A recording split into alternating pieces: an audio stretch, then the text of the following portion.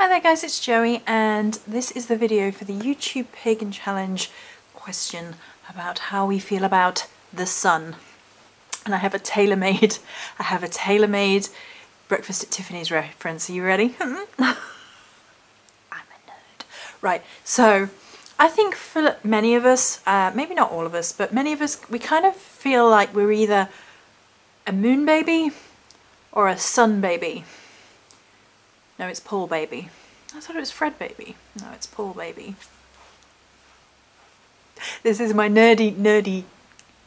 As I was thinking about how I wanted to start this video, I kind of chuckled to myself like a saddo and was like, oh, at least I can share my sadness out into the world. So, Breakfast at Tiffany's aside, I think many of us do kind of tend to fall into these camps where we tend to prefer working with the energies of the sun or the moon. I don't think that's true for everybody. Some people will probably be like, oh well, I do maybe prefer, but I still work with both, and that's, you know, all good and dandy. But I think as we start off on the pagan path, much more emphasis is placed on moon cycles and your S-bats. You do get obviously your Sabbats, which are the more solar-based, for the most part, idea of going around the sun and celebrating key points around the solar return. But we tend to distance that a little bit from sort of being a solar thing because each festival has its own meaning. So I was sat here musing, chewing, nomming over bad puns and thinking about my relationship to sun energy. And at first I always feel a little bit hesitant because I think what it actually is it's not that I dislike the sun, it's that I dislike heat. And I don't like the summer very much, which we will get to at some point soon when we get to that season video. I mean, we've got the spring season video hopefully following up this one, depending on how long this video takes versus how much time I have spare. And I was thinking to myself, right, well, don't think about it in terms of heat then. Sit there and think about it in terms of light and sunlight, because I enjoy sunlight and it's obviously an uplifting feel, particularly in England, when you have day of grey, day of grey, day of grey, sunshine, and it becomes quite an event in England. It's a bit stereotypical, but it's true, and we have currently had about 3 or 4 days of grey, so we're waiting for a little bit of sunshine to break through. Although I have to say, in the Joey weather report, last week we had almost a solid week with a couple of breaks up of fog every single day, and it was fantastic. It was really unusual and really weird and really creepy and spooky, and I was like, we don't get this much fog usually. And yes, it's an English person talking about the weather. I apologise, but there you go. It's kind of relevant, kind of, sort of. So I was trying to think it in those terms and how different times of the day and different energies of where the sun is and the light is in comparison have a real effect. And I was thinking of how much I enjoy sort of dawn energies, and I adore sunset dusk energies. That's my favourite time of the day.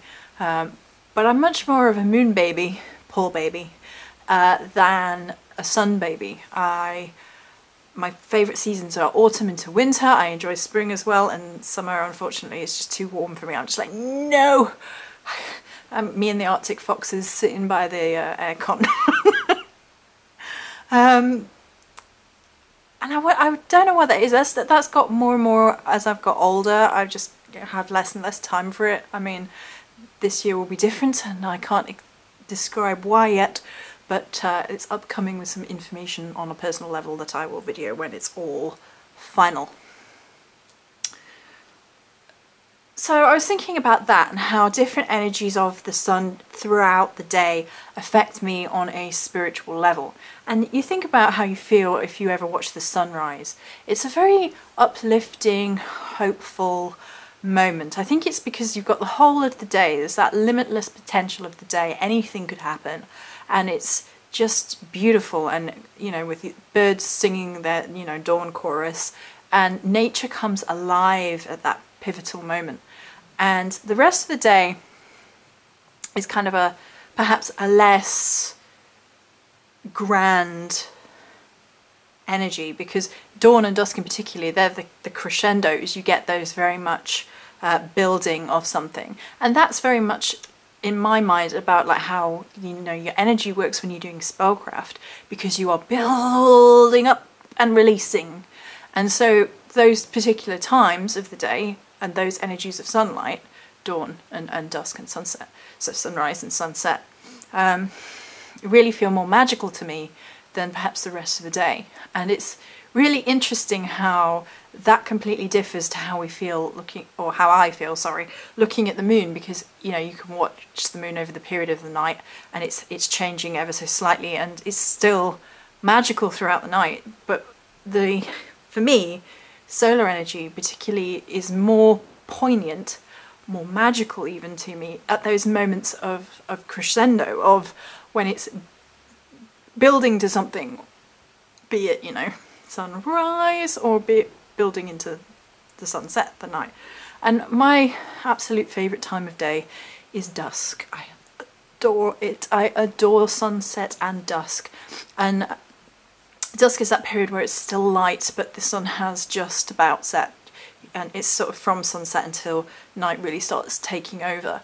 And it makes me feel tranquil and calm, and I can feel my magic and my energy just on. It's almost, I want to say it's on fire. It's like more powerful than it is at any other time. That's how it feels. But it doesn't feel like it's burning. It just feels like this deep tranquility within oneself, like I am connected to all things and I'm just at peace in those moments. And quite frequently I will take time out of my day to go stand and watch the sunsets and the dusk and just pull those energies into me, because it's very renewing and it makes me feel healed in a way, to go and connect to sunset energy and dusk energy.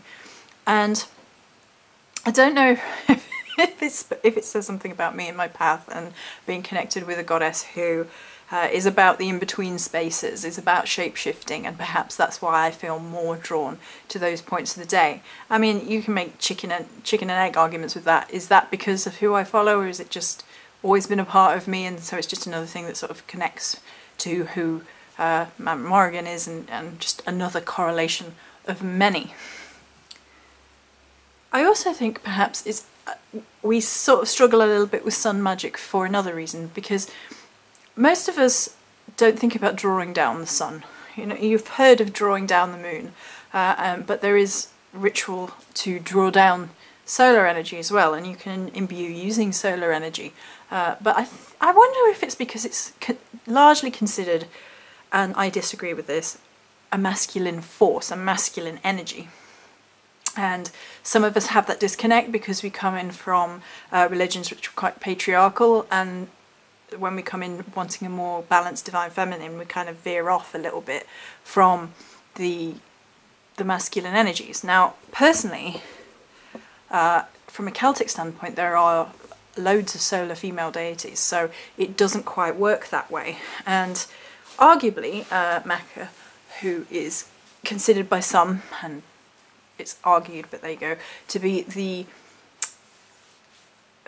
mother aspect of the goddess Morrigan, has a solar element to her, and actually horse energy is something which is probably my most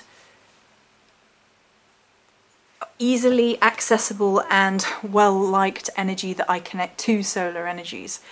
And through horse totem magic is something that I really do embrace solar magic in. So it's very interesting that solar magic, when it comes through a medium which I connect to easily, has a real impact and a real effect. I really do enjoy horse totem work, and it's not something that I particularly discuss very often. I might discuss it a little bit more. We do have some totem style energies on the, you know, some working with particular animal energies on the channel, my personal channel. So I might look at doing that and talking about that in the future, actually, if I remember. I'm trying to remember 8 million things at once at the minute. You've never seen anybody trying to juggle as many balls as I am right now, and don't be dirty about that. That's just dirty-minded of you. Dirty-minded of me, clearly. So it's really interesting to me because sometimes laying in sunlight can be really relaxing. And I think for me it's much more about temperature. When we're in spring and it's sunny, I'm fine. When we're in autumn and it's sunny, I'm happy. When we're even in winter, although winter suns can be a pain in the backside, I don't know if other people in the world get this, but because it's lower, you get blinded if you're ever driving anywhere or walking anywhere, and the winter light is a bit like in your face, like quite uncomfortable. But in summer, I can't hack it. I'm actually really happy to see rain in summer sometimes, although when it gets really freaking humid, that's even worse, so maybe not. Yes, I have issues apparently with summer. So I wonder why it is. I wonder if it becomes like part of a psychology, like we associate like sun with going to the beach and clubbing, and you know, those style holidays, like sun and sand and clubbing and all that. And I'd much rather be somewhere on a, I don't know, a historical style holiday, exploring castles and ruins and having a nice meal in a restaurant and reading a good book in the evening, because I'm boring. No, I'm not. I just enjoy that style. And I'm just not interested in the whole popular culture thing anymore. I did all of that when I was a kid, a teen, we all went dancing and things from school discos right up until, I don't know, say I was 25 or so, and I was just sick of it. It's just boring to me. It's just shallow, and I'd much rather have a deep, meaningful conversation or a discovery trip or something like that now. And I wonder if, like, somewhere in my psychology I associate the idea of like summer and the beating down sun with that sort of mentality, that sort of going to Ibiza style thing, and it's just not something which piques my interest whatsoever. I also wonder if I associate this, two strong solar energies with the summer as being a time which feels a little bit, it's going to sound odd, but it's a little bit less full of life to me. In spring you have an abundance of fresh flowers and all that blossoming and all that life coming through, and autumn you have all your big harvests, so you have all that big fruit life coming to fruition, and obviously that's still all growing throughout summer, but there's something that just feels a bit lifeless about that sort of heat, that sort of energy. I'm not a heat person, clearly, and it's difficult because I really don't want to get myself into that automated state of not connecting with solar energies because of how I feel about summer. And it's not true at all, because there are certain solar energies and I feel them. I feel them deep in my soul. I feel dawn energies, I feel dusk energies, I feel sunset energies so strongly. I enjoy quite a few different herbs and flowers, for example, which have strong solar energies. I love sunflowers, freaking adore sunflowers. They just take me to the realm of the fae like that. And if you've been with me any time, you know that I created mini fae altars out of sunflowers last year, and I'll be doing that again once they're in season this year, because it was just such a fun, creative, crafting, energy expression of self. And I really love doing that and passing that on to everybody in the world out there. So that, it's not that I dislike solar energies. I just think that timing definitely plays a part, and how I embrace and interact with solar energies. So I absolutely feel more fond of solar energies in spring, autumn, and to a degree winter than I do in summer. And I just guess it's a weird quirk of me or something. I don't know. But I think there is an element of, we don't get taught, particularly when we're self-taught and we read things in books and things, and then we progress from that point, about really embracing solar magic as much as we do the lunar magics. There is a magpie right outside the window. Hello. I've had birds coming right up to the windows lately. It's very, very peculiar. Sorry. We have to tip our heads to the magpies. It's a folklore custom. I've completely lost my trail of thought. Oh, we don't get taught to embrace the solar energies in the same way. We get taught about the Sabbats, but that becomes very much about each individual energy attached to it and what's going on in the world around us. And to a little bit, sometimes people describe what's going on in the sky and the solar energies with regards to what Sabbat we're celebrating. But the focus isn't like on the solar activity itself as much as what's going on in the world, whether it's a harvest festival, whether it's a spring festival, the life, the animals, and so on and so forth.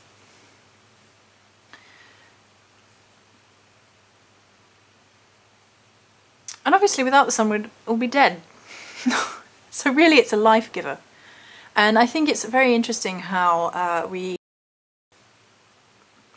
give solar and lunar energies gender. I think it's actually kind of damaging in some ways, because why are we doing it when quite clearly there are lunar deities which are male and there are solar deities which are female?